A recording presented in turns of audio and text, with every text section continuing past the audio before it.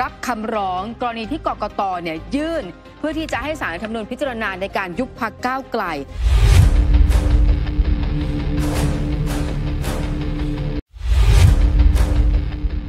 ล่าสุดนี้นะคะศาลรับคำร้องแล้วนะคะเนื่องจากว่า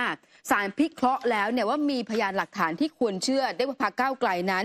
มีพฤติการในการล้มล้างการปกครองตามกฎหมายรัฐธรรมนูญจึงได้มีการคัดสำเนานะคะแจ้งให้กับกกต.ทราบแล้วก็ส่งสำเนาคำร้องให้กับทางด้านของพรรคก้าวไกลเพื่อให้นำเอกสารหลักฐานนั้นมาชี้แจงแก้ข้อกล่าวหาต่อศาลรัฐธรรมนูญภายใน15 วันนับตั้งแต่วันที่ได้รับสำเนาคำร้องอันนี้ชัดเจนนะคะก่อนหน้านี้พรรคก้าวไกลออกมาตีร้องเลยบอกว่าพรรคชานะของศาลจะมีการชี้แจงหรือไม่ถ้าไม่มีนะถือว่าไม่ยุติธรรมวันนี้ชัดเจนอย่างที่เคยบอกไปแล้วว่ากระบวนการยุติธรรมยังไงศาลก็ต้องมีการให้พรรคของคุณมาชี้แจงอยู่แล้วก็15 วันนะเดี๋ยวต้องรอดูว่าหลังจากนี้จะเป็นอย่างไรด้วยครับนอกจากนั้นวันนี้ศาลรัฐธรรมนูญเองก็เผยแพร่เอกสารข่าวผลการประชุมของตุลาการศาลรัฐธรรมนูญกรณีไผ่ลิกสสกำแพงเพชรพรรคพลังประชารัฐขอให้ศาลพิจารณาวินิจฉัยตามรัฐธรรมนูญมาตรา 213 ว่าการที่สำนักเลขาธิการคณะรัฐมนตรีสำนักคณะกรรมการกฤษฎีกาคณะกรรมการการเลือกตั้งและผู้ตรวจการแผ่นดินหรือว่าผู้ถูกร้อง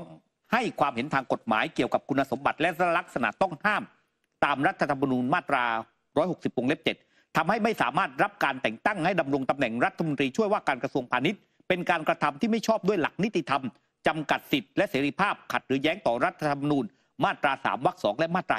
25 ศาลพิจารณาโดยอภิปรายแล้วเห็นว่าข้อเท็จจริงตามคำร้องและเอกสารประกอบคำร้องไม่ปรากฏว่าผู้ร้องเป็นบุคคลหรือถูกละเมิดสิทธิหรือว่าเสรีภาพตามรัฐธรรมนูญโดยตรงจากการกระทำของผู้ถูกร้องทั้ง4เนื่องจากการกระทำของผู้ถูกร้องทั้ง4เป็นเพียงการให้คำปรึกษาและความเห็นทางกฎหมายโดยปฏิบัติตามหน้าที่และอำนาจตามที่รัฐธรรมนูญและกฎหมายบัญญัติไว้เท่านั้นและการทูลเกล้ารายชื่อบุคคลเพื่อมีพระบรมราชโองการแต่งตั้งรัฐมนตรีเพื่อบริหารราชการแผ่นดินเป็นหน้าที่และอำนาจของนายกรัฐมนตรี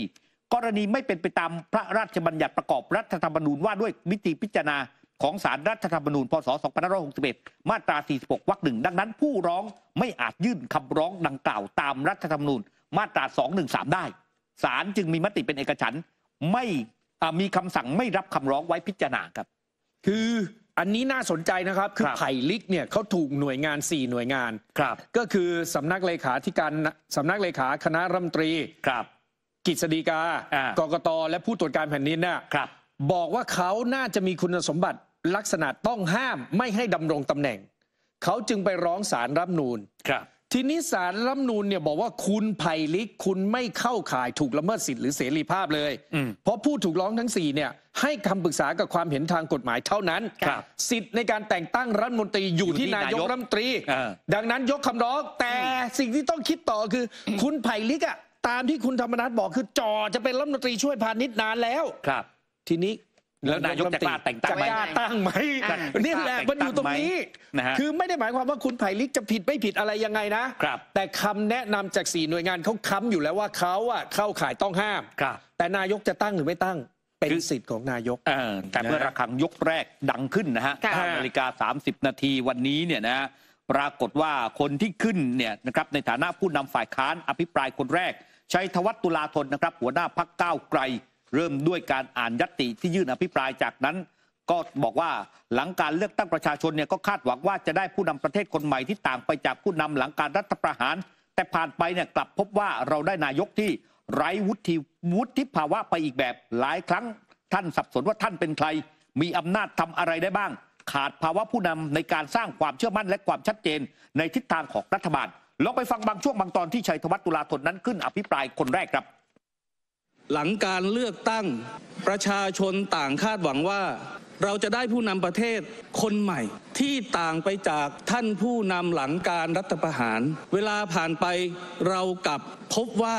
เราได้นายกรัฐมนตรีที่ไร้วุฒิภาวะไปอีกแบบหลายครั้งท่านก็สับสนนะครับว่าท่านเป็นใครขาดภาวะผู้นำในการที่จะสร้างความเชื่อมั่น และความชัดเจนในทิศทางของรัฐบาลซ้ำร้ายยังมีวิธีคิดในการจัดตั้งคณะรัฐมนตรีแบบเดิมๆที่จัดสรรกันตามโควต้าสมบัติผัดกันชม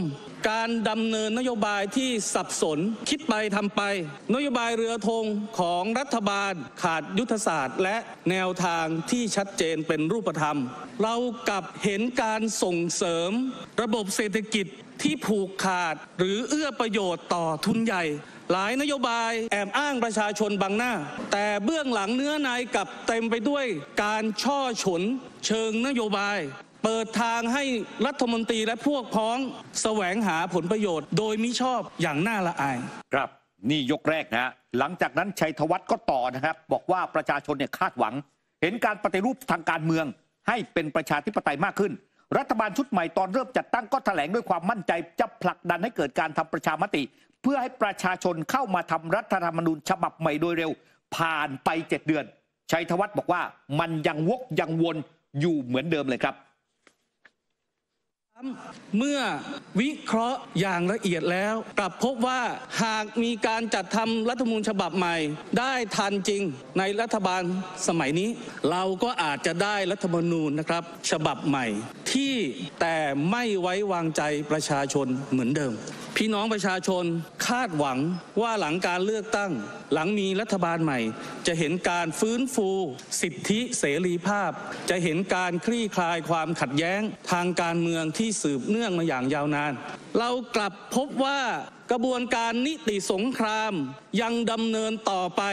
ไม่ต่างจากหลังการรัฐประหารสถานการณ์การปราบปรามประชาชนที่มีความเห็นต่างในนามกฎหมาย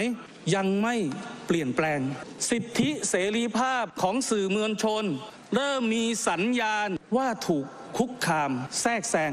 นอกจากนี้ชัยธวัฒน์ยังบอกว่าประชาชนคาดหวังจะเห็นการปฏิรูปกระบวนการยุติธรรมและฟื้นฟูนิติธรรมนิติรัฐแต่สิ่งที่เกิดขึ้นเรากลับพบวิกฤตศรัทธาในสำนักงานตำรวจแห่งชาติอย่างที่ไม่เคยปรากฏมาก่อนระบบราชการก็เต็มไปด้วยระบบตั๋วและสวยจนประชาชนไม่สามารถไว้วางใจในกลไกบริหารราชการแผ่นดินความเสมอภาคเท่าเทียมในการบังคับใช้กฎหมายและกระบวนการยุติธรรมถูกเซาะกร่อนบ่อนทำลายซ้ำเติมวิกฤตศรัทธาในกระบวนการยุติธรรมที่ดำเนินมาอย่างต่อเนื่องหลังการรัฐประหารชัยธวัฒน์บอกว่าท่านไม่ต้องพูดว่าถ้าไม่ชอบกันก็ต่างคนต่างอยู่เพราะประชาชนต้องการอยู่ในระบบเดียวกันต้องการอยู่ในประเทศเดียวกันนี่นะนี่คือกรณีของคุณชัยธวัฒน์ที่ลุกขึ้นนะผู้นำฝ่ายค้านหลังจากนั้นมาค่ะคุณเศรษฐาทวีสินนายรัฐมนตรีว่าการกระทรวงการคลังนะคะก็ลุกขึ้นตอบแล้วก็ชี้แจงชัยธวัฒน์ตุลาธนทันทีแล้วบอกเลยว่าสิ่งที่ชัยธวัฒน์พูดออกมาเนี่ยเริ่มต้นเนี่ยคุณก็พูดแรงพอสมควรไม่ว่าจะเป็นเรื่องของสิ้นหวังล้มเหลวไม่โปร่งใสไม่ปฏิรูปถอยหลังวกวนปิดบังทำลายนี่คือวาทกรรมคำพูดจากนายชัยธวัฒน์ตุลาธนเศรษฐาทวีสินบอกว่าสิ่งที่เกิดขึ้นวันนี้รัฐบาลเนี่ยกำลังทำอยู่ทุกอย่างเนี่ยพร้อมที่จะให้รัฐมนตรีเนี่ยในการชี้แจงแล้วก็พยายามจะทำเพื่อพี่น้องประชาชนค่ะ